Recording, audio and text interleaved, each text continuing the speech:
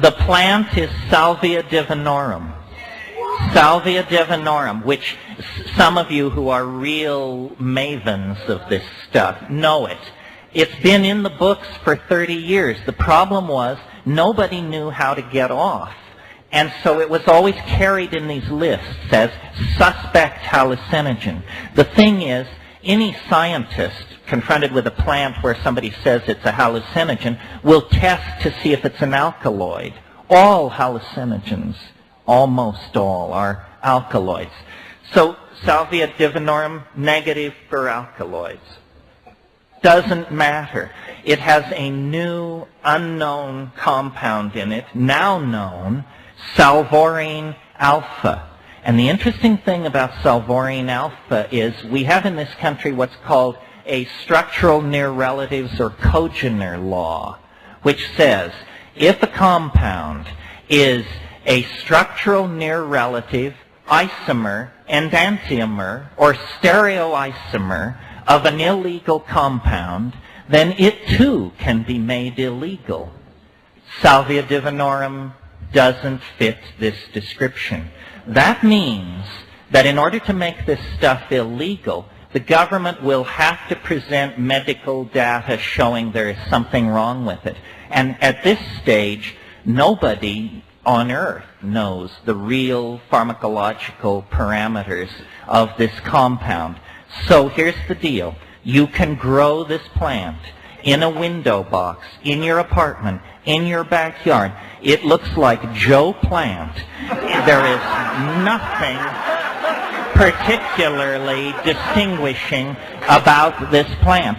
And if you have 3 or 4 cuttings, in 6 or 7 months you will have more than you know what to do with.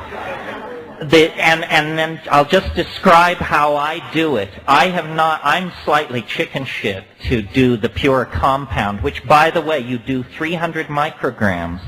Understand that what that looks like is a grain of salt. A small grain of salt is a human effective dose. It comes on so fast that you have no impression of it coming on at all. You do it, and then after a while you notice that for a long time you have been staring at something incomprehensible. Well, here's how I recommend that you do it while we get the chemical thing sorted out, because the chemical, it could be dangerous. It would be very easy to overdose by a factor of 10, 20, 30, and you would still just be doing a smidgen. So I say, let's honor the plants. Let's not hand the government a bunch of casualties that it can cluck over and put on national TV, you know, the bibble, bibble, bibble, bibble, bibble, bibble show. Let's use the plant, and the way you do it is you grow up a batch of this stuff and get between 15 and 20 leaves. Remove the mid-vein with your fingernail just to lower the mass. Fold it all into a little pile. Put it in your mouth, and 20 leaves is a whopping mouthful. So basically, as much as you can get in your mouth. Put it in your mouth, lie down in silent darkness, and squeeze this stuff with your jaws. Tastes like it's horrible. It's not as bad as ayahuasca, but it's horrible. But you could acquire a taste for it.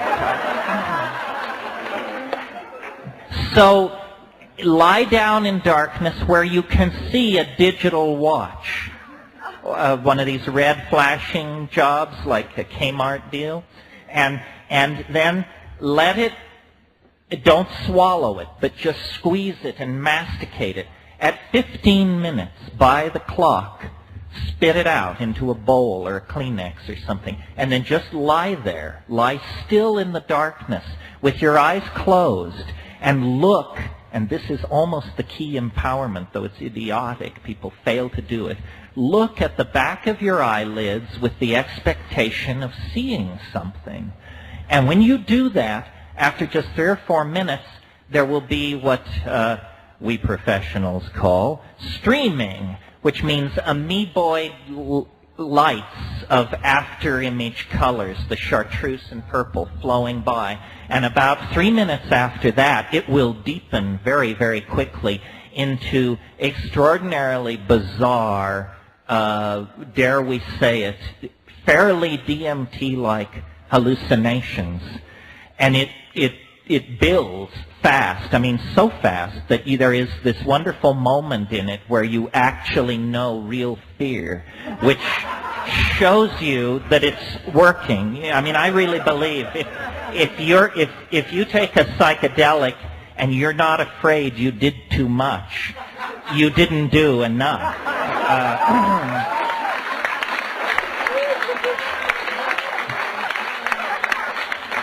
The experience then will unfold over about 45 minutes, and just lie there and look, and it is beautiful. It is beautiful. I mean, I'm a connoisseur of hallucination, and the beautiful, these deep indigo blues, these cerulean blues against blackness that are like neon, and these amorphous Yves Tanguay kind of shapes that are moving and transforming themselves. I mean, I was amazed. I couldn't believe it. I was saying, my God, this is legal. This is legal. And it's working. And it's working. And I am the hardest of the hard heads. I mean, I know people say, you know, here's Tagadis lucidum, this will get you off, here's this, smoke this, knick-a-nick, this, something. No, it doesn't. It's not like that. These things are rare. But this one works, and I commend it to your attention and your friends' attention and anyone with shamanic intent. As I say, it's perfectly legal to possess, advocate, the whole bit, yes. Salvia. It's in the genus Salvia. That's the mint family. Sacred to pagans for millennia. Salvia, S-A-L-V-I-A. And then Divinorum, D-I-V-I-N-O-R-U-M. The diviner's mint. Well, yes, let me say something about this that's very interesting. Pardon me?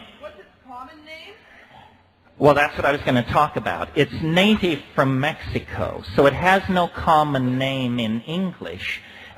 In Spanish, it has a very interesting common name. It's called Ojos de la Pastora. Now, the eyes of the shepherdess. What a strange name. Think about it for a moment. First of all, notice that in Christian iconography, there are no shepherdesses. Period. Not one. We got shepherds. You got your shepherds there, Christmas. Not shepherdess? No. So it's called Ojos de la Pastora. Well, then the anthropologist who studied this, Brett Blosser, to whom we all owe a great debt, hail Brett, naturally, these people are Tzotzil and Sotil. They're in the mountains of Oaxaca.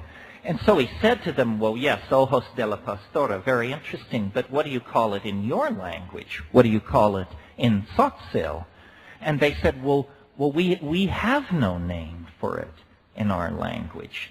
This is very, very interesting. And if any of you have any thoughts or want to work on this, it's inconceivable if these people had used this for centuries that they would not have a local Tzotzil name for it. So he said, why don't you have a name for it? And they said, because our grandfathers were the first to use it. And this, we do not know what to make of it, because Salvia Divinorum is known only from this very indemnified locality in the Sierra Mazateca. Where did it come from? Has it always been there? But these Indians only discovered it 200 years ago? Did it come from somewhere else? And if so, where? Because it's never been located anywhere else on the planet. So this is a great puzzlement. And I think if we move fast enough, we psychedelicos, we pagans, we neuronauts, we magicians, if we move fast enough, this will just be moot. And this is a far more powerful thing than cannabis.